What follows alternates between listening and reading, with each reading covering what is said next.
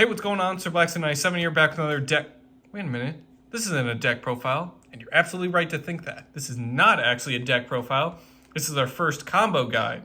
This is a new series we'll be kicking off where we revisit a lot of the iconic and popular deck profiles from the channel, or just ones I personally like a lot that I feel could use a little bit more contextualization and explanation on how they better work and how the cards all coexist and flow into each other.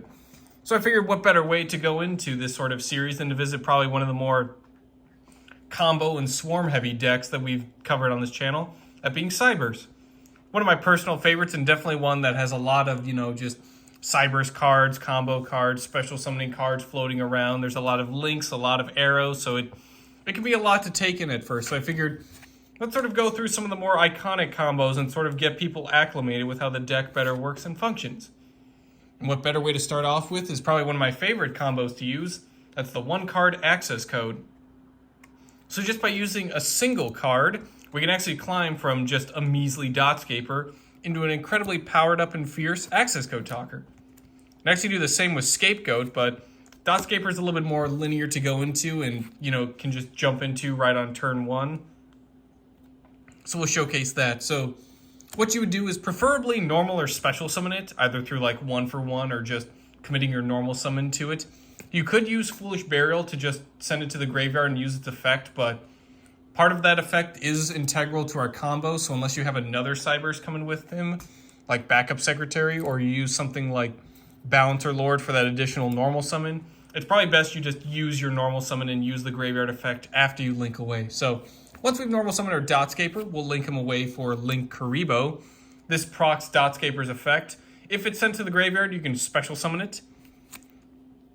Bring him back. We'll then link both of these away for Splash Mage. Splash Mage's effect will then target a Cyberse in the graveyard to special summon in defense position. This is a bit different than Dotscaper's effect, as Dotscaper's already used his own special summoning effect, where Splash Mage is using his effect to then special summon Dotscaper. So you can work around that way and keep your combos and extensions going. We'll then link these two away for Transcode Talker. Transcode Talker is then going to target Splash Mage, special summon him from the graveyard to a zone Transcode Talker points to. And then from here, we can finally link these two away for Accesscode Talker. We'll then target Transcode, giving Accesscode Talker 3,000 plus attack for 5,300 attack now. Plus he has 3 different link monsters of different attributes he can banish. One of which being a dark, so you don't have to worry about accidentally committing and banishing access code, which believe me has happened in Master Duel a few times, so do be careful, but it does give us 3 banishes to work with and a 5,300 monster. All of which just came from a measly little Dotscaper. The other way this is done is through Scapegoat. Now you may be thinking, well, how are sheep tokens going to get me to Accesscode Talker? Wouldn't I need like effect monsters in Cyberse? Well, technically yes, but the effect monsters in Cyberse you can go into actually are a little bit different. So the main key thing here is we'd activate this during our opponent's end phase, as we can't special summon other or just summon other monsters the turn we activate this card. We can at least set, but you're not going to normal set a link monster. That's not going to work. So typically during our opponent's end phase, we would activate this, get our 4 sheep tokens on board, and then from there, during our turn, once we're ready to use them, what we'll do is we'll use 2 of them for IP Masquerena, as all it needs is 2 non-link monsters, and then next to her link, we'll use just 2 monsters as the materials for Security Dragon. Already these 4 tokens have gone into use. They are able to go into these monsters as they're pretty generic enough and can work easily with a lot of just token cards. From here, we can go into Accesscode Talker either during our opponent's turn to try and bait them out for effects, or just go into it when we're ready on our turn. What we can also do is climb into Transcode Talker again, since it just needs 2 effect monsters. Then Transcode would grab IP Masquerena next to its link. What's nice about Transcode Talker is it doesn't negate the effects. Splash Mage will when it revives a monster, but Transcode doesn't. So being able to use IP Masquerena to its full effect, again during our opponent's turn, or just jumping right into access code, and then keeping them protected from card effects, and once again, being able to gain 3,000 attack and have 3 different attributes to banish for his effect. So that's the other way you can go into the 1 card access combo. The next combo we'll cover is probably one of my more favorites, as it's a bit just funny to pull off.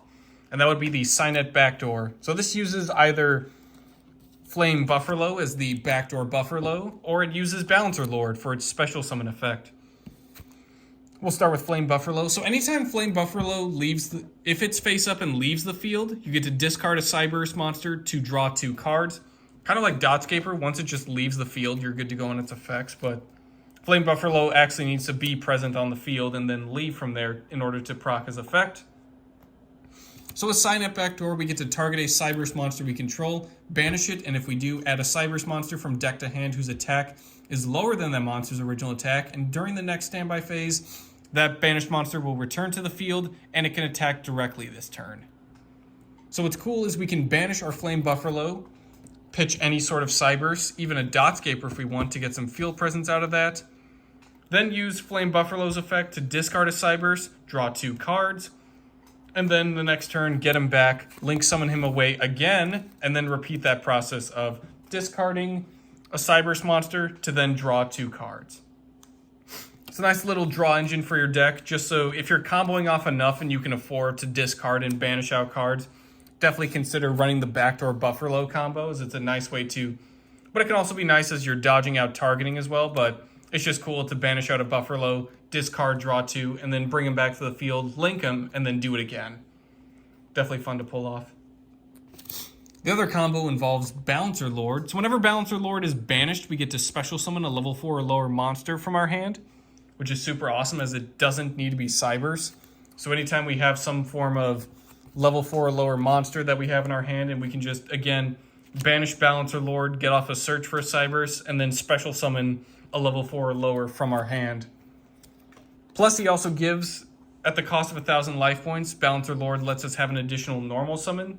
So we can definitely take advantage of, again, those other cards that we have where we can just get out a Flame Buffalo or a card that doesn't have a special summoning condition, and then just slap it onto the field, go to link from there. We can even use it on something like Dotscaper if we just want to pay 1,000 life points, banish, special summon Dotscaper, or just use that normal summon and then use the special summon for something else to proc their effects.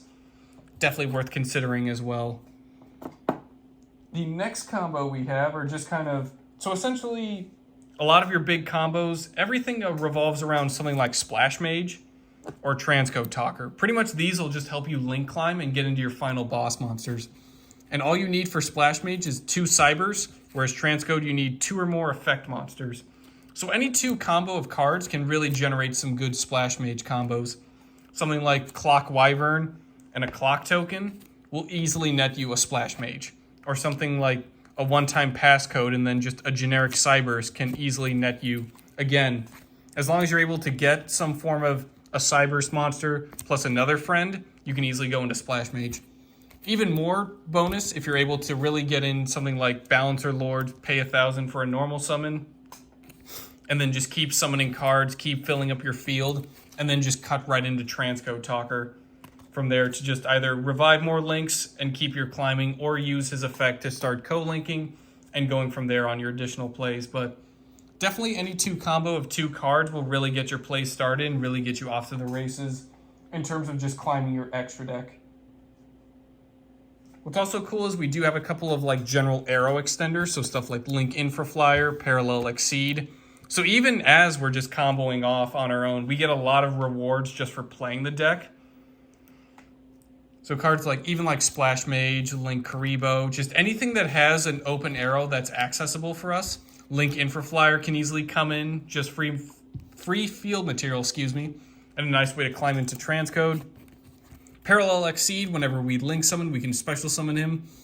Have his attack and defense because he was special summoned, so he becomes a level 4. And then we get to special summon another Parallel Exceed from the deck. So again, 2 level 4s, we could go into some Exceed strategies for our Cyberse, or we can just go into more link materials as we've gotten 2 free monsters out on the field just for, again, playing around with those link summonings. It definitely helps out for a lot of cards that require more materials or just need stuff next to their arrows in order to proc effects, which will help us segue back into Scapegoat, as sometimes we may not even need to just climb into Accesscode. Maybe we just need a different monster. And what's cool is there is another big link that just requires multiple monsters. just by using 2 or more monsters, we can use all 4 of our tokens to just instantly go into Firewall Dragon.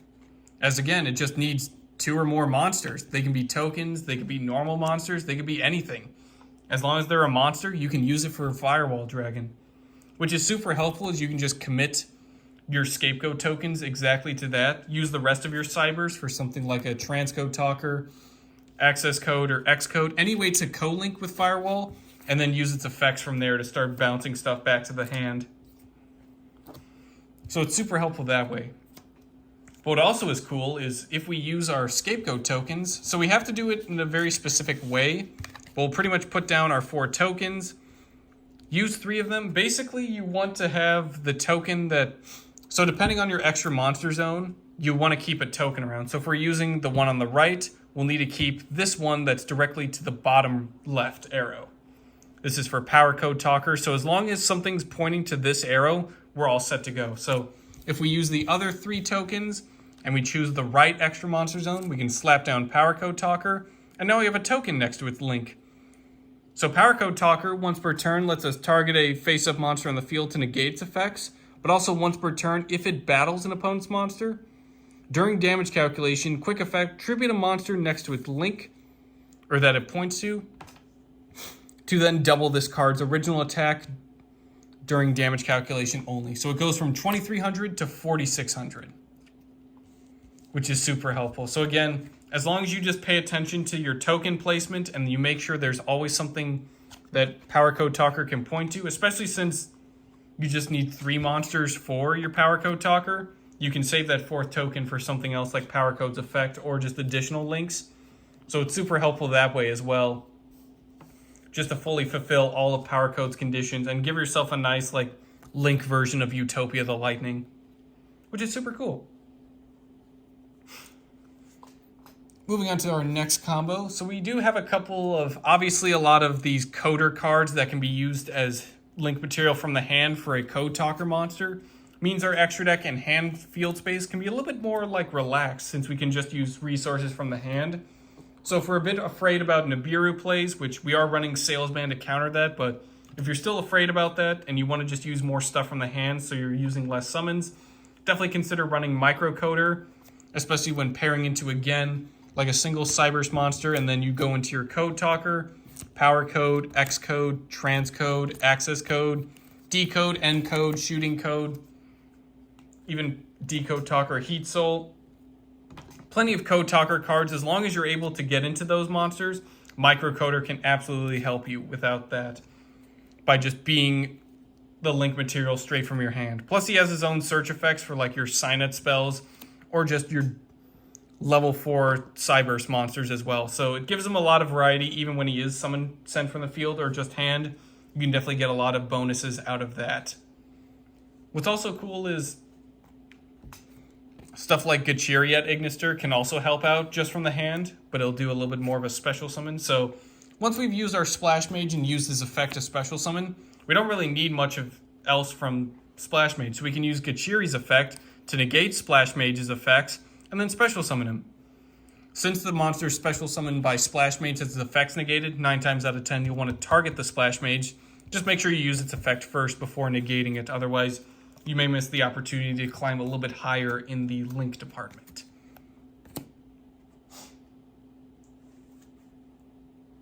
And what's nice about stuff like Security Dragon, IP Masquerena, Firewall, again, they pretty much all just revolve around monsters. Even stuff like Link Karibo just needs a level 1.